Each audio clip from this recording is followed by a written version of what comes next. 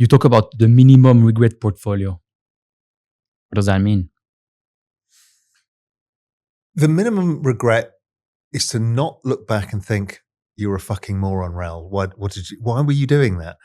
We've spoken about, the 10%, which I never even got to. I probably got to 5% in like the degen bag that we talked about. And we talked about smoking chicken fish and how ridiculous it was. It's gone basically to zero. And I held it all the way because I couldn't dump on people, blah, blah, blah. And that wallet of shame is always it's kind of actually amusing if it's small enough that it doesn't really matter. But the minimum regret portfolio is just don't do stupid stuff. And like layer ones are much easier than anything else. If it's a decent size layer one, has decent adoption, it's not going to go to zero in one cycle. It will bleed to death over time, but it won't go to zero. So you don't get the Lunar effect or the DeFi protocol effect or any of these things that can go from there to there instantly. Layer ones don't do that. Okay, that's a good thing. And then you need to check, am I just following narrative? Because I saw somebody say that this layer one is going to be a great opportunity. I see that 99% of the time. When just open up ChatGPT, it's free, and ask it, hey, what's the on-chain metrics growth like for this? What's the user growth like for this? Anybody can do research in 1 second now, but nobody does. And then they'll go, but you told me this is going to happen. And it's like, well, what do you actually know about this thing? Nothing. How good is GPT at on-chain metrics? So I wrote an article in Global Macro Investor last weekend about Metcalfe's law and about how to value it. And I'd been brainstorming with my AI on this.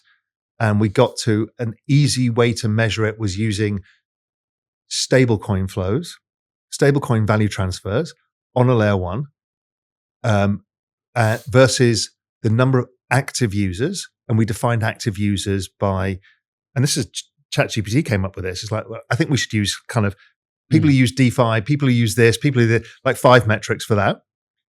And then ranked the chains for it and said what was overvalued, what was undervalued. It gives you a pretty decent idea.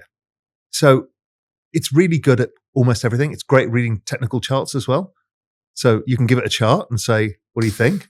And it'll give you a decent output. No excuse anymore. There isn't really that I don't understand it. I don't know how to do the homework. You just keep asking ChatGPT until you get the right phrasing right to get what you want out of it. Because at first you're like, well, it's stupid. It doesn't know how to do this. I'm like, no. It's generally you who's stupid by not asking the right questions. I've learned this the hard way. It just takes time. I have to give a shout out to your Don't Fuck This Up framework because it made my cycle so much smoother. It's so much less stressful, right? I mean, if you also build businesses that are doing really well, etc., like obviously it adds another layer on like of calm because you talk about income all the time, right? Game changer, like insane game changer. Yeah. But just the Don't Fuck This Up framework on, I haven't round tripped again. It feels good. No. It feels good.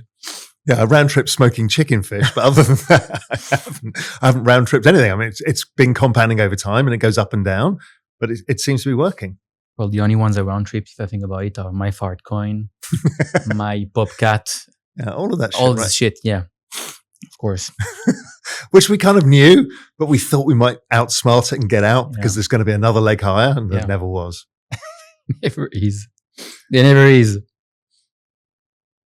My question is, there's an expression that says, do as I say, not as I do. Does Raoul Pal follow his own Don't Fuck This Up framework?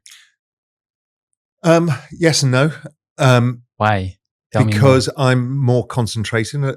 Again, every time everybody hears that I'm concentrated, they think they should be concentrated. I'm concentrated because I've built a valuation metric based on all sorts of things about why I'm overweight. Sweet. Now, can I change that? Will I change that? Most likely at some point.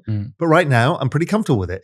Yes, it's been more volatile because it's designed to be more volatile because it's an early stage, early network adoption model. So you have to understand that it's more volatile to the downside and more volatile on the upside. So today, we've just finished. Before. Yeah, we've just finished a awful 2 weeks of relentless selling. Yeah. You turn around, I woke up this morning, or yesterday morning, I woke up and, or was this morning?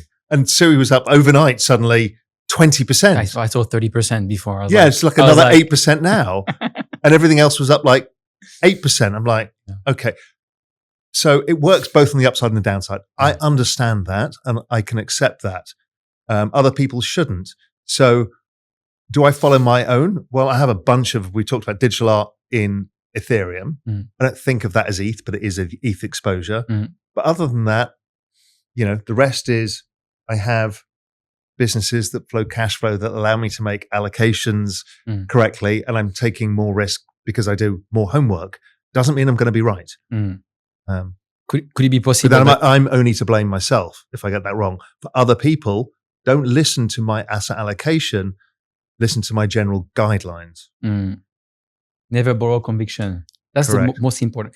Every time I lost money, I was borrowing conviction. Oh yeah, I've done it every time. Every single time that I didn't do it myself and figure it out myself. Every single time. It was interesting. I just interviewed Mert about Zcash. And the one question I asked him, and today the markets are rallying and Zcash is falling. And I said, are we sure it's not just, I said, I really like the narrative. It kind of makes sense. But are you sure we're not just seeing a rotation where people are desperate to back one thing again in the middle of a sideways down market? You don't know. And people rent conviction. Oh, Ravikant said it. And so said it. Therefore, we should buy it. Look, it's going up. So you build this reflexive loop. But the reality is people are just rotating money from something else that they're selling to try and find the thing. It needs to have proper long-term traction. I mean, this one has a 9-year of story. Yeah, of going. Life. Yeah, absolutely. Now, I actually like the narrative. I don't own any. I like the narrative. I get it.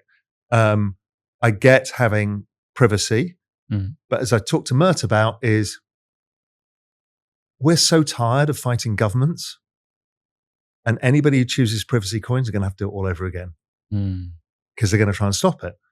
It's like, do you really want that fight? I mean, I understand why on a philosophical level or on a, self-interest level, why you'd want to have that fight. But, I've been in this business since 2013. It's another big fight to have. That's a huge fight. It really is. Yes. That's the ultimate fight. But it also makes so much sense. If you think about it. It does. I mean, and we should have the ability to have private money. But the US imposed FATCA on the world, which is their ability to basically charge anybody with money laundering. Every bank, everybody is under that guideline. And so that stops this KYC, AML stuff everywhere. The US doesn't really do it in the US to the same extent that everybody else has to. And so privacy coins basically contravene what the US is telling the world. So every bank is going to fight it. It's like when I actually figured out why Cayman banks were so scared of crypto, it wasn't because they had some fundamental hatred for crypto rails. There's like, we can't do the FATCA stuff and the US will prosecute us because we can't do on-chain KYC. I'm like, oh, I get it now. So it's actually regulation still that's causing this.